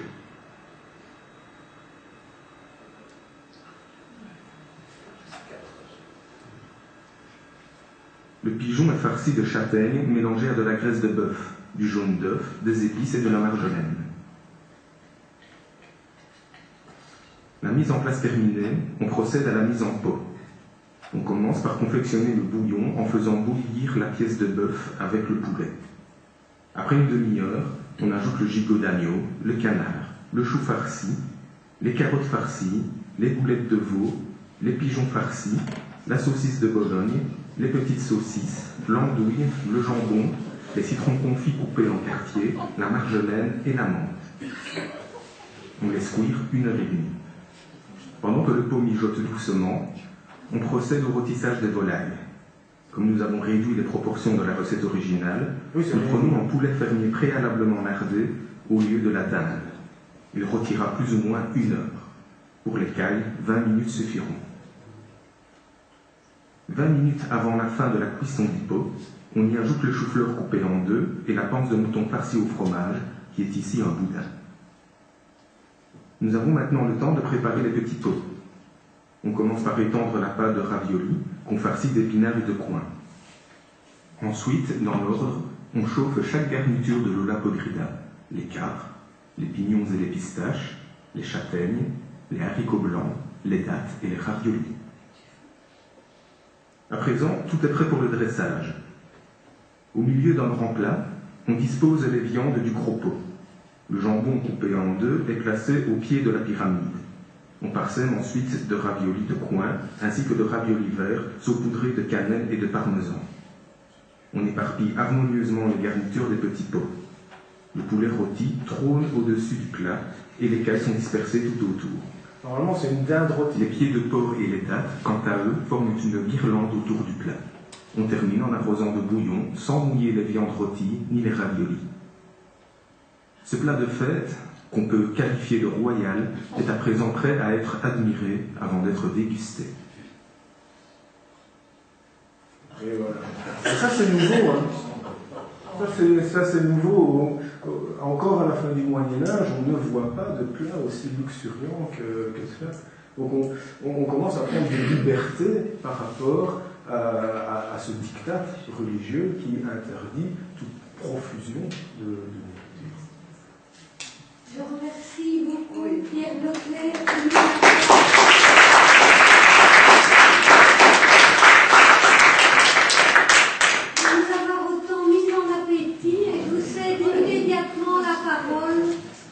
Pour des questions ou des commentaires. Est-ce qu'il y avait de la glace? Est-ce qu'on connaissait la glace? La glace, quelle glace? La glace. La glace, donc de l'eau gelée. Est-ce qu'il y a des glaciers? Oui, tout à fait. Oui. Je pense à Château de Sénégal. Oui, déjà au Moyen-Âge, tout à fait, exactement. On conservait la glace pendant toute la période chaude. Et les aliments dans la glace? Ah, les aliments, chez nous, je ne pense pas. J'ai pas de ça. C'est plutôt dans du sel, ou alors on les sèche, ou alors on les fine. C'est cette manière. Et les sorbets? Alors le sorbet, il commence à se développer en Europe à cette période-là. On entend en parler, mais bon, il y a beaucoup de choses à dire. Et le sorbet, tout comme le sirop, d'ailleurs, tous les deux ont la même racine. SHRB, c'est une racine arabe qui veut dire boire. Et donc, le sirop est bu tiède, le sorbet est bu froid. Et ça, on en a beaucoup d'exemples en Al-Andalus. Et ce sont des recettes qui vont se répandre ensuite, tout comme les confiseries, à travers l'Europe.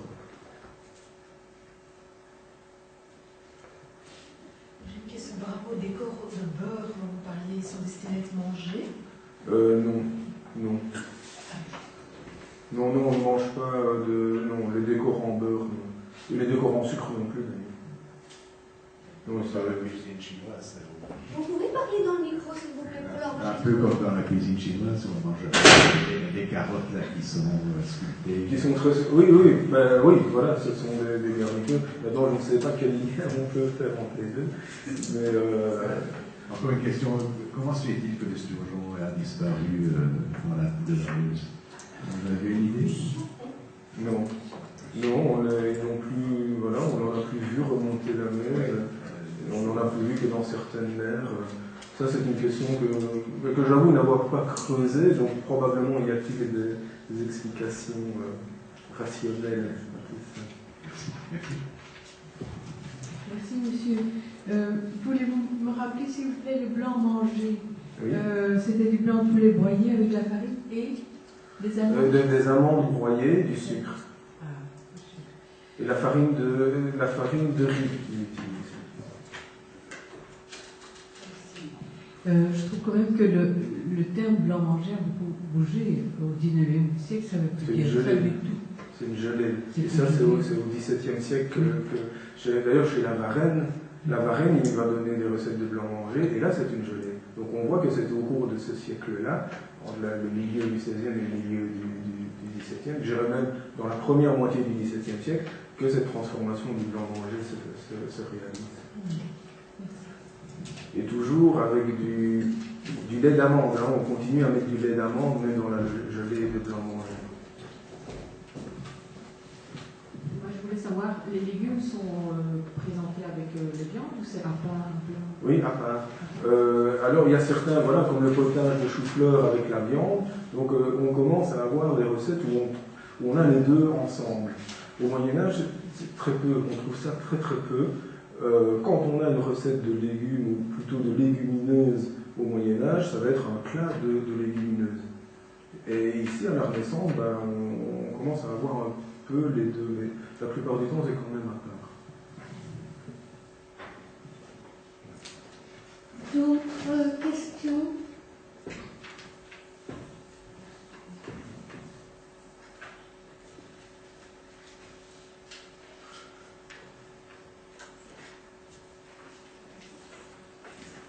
Plus personne? Le sens du terme ouverture. Alors ça, c'est dans le sens apprentissage. Mais bon, il exagère beaucoup. C'est plus un attrape client qu'autre chose. Parce que voilà, ces techniques de feuilletage sont quand même très très complexes. Ils débarquent directement avec des techniques assez complexes. Mais voilà, c'était déjà du marketing. Dans son introduction, il nous dit qu'il écrit pour tout le monde. Il écrit pour les femmes. Il écrit pour les femmes qui, à cette époque-là, dit-il, commencent à bien cuisiner et même parfois mieux que certains hommes. Donc, que le public, il s'adresse également au public féminin qui aimerait avoir de bons trucs de cuisine. Et pour toutes les bourses, nous dit-il. Mais là, c'est pas vrai.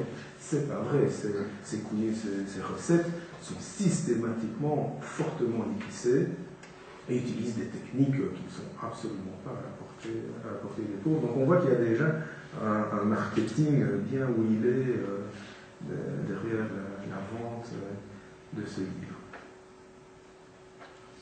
Une dernière question? Dans ce cas, je remercie encore vivement Pierre Leclerc. Avec plaisir. Que nous aurons l'occasion de retrouver, pour ceux qui sont inscrits, lors des ateliers culinaires, le prochain étant sur celui du 17 mars, où on s'exercera justement à cette cuisine du Moyen-Âge et de la Renaissance. Nous, on se retrouve exactement pour ce cycle dans un mois, jour pour jour, pour entendre une autre perspective avec Victoria Van Hoffman qui va nous parler de l'histoire du goût et comment le goût se transforme au XVIIe et XVIIIe. Mais on aura avant ça une autre activité qui touche à la gastronomie et qui n'est pas dans le programme. Le 2 mars, après la conférence, donc à 20h, sera inaugurée dans le hall, ici, une exposition de photographie culinaire et elle sera accompagnée d'une dégustation de thé. Vous y êtes invités. Alors, ce jeudi, on a décidé de vous convier à fêter la Saint-Valentin de manière un peu décalée avec une conférence sur la chimie de l'amour. C'est à 20h sur la plaine de Nîmes.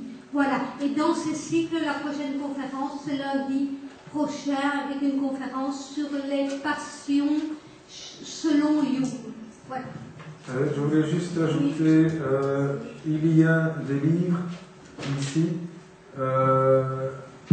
un ouvrage, si ça vous intéresse, sur les festins mérovingiens, Yann Pouvier, Alain Virkens. Celui-ci que j'ai dirigé en 2009 sur la joyeuse entrée de Robert de Berg. Donc ces deux-là sont là.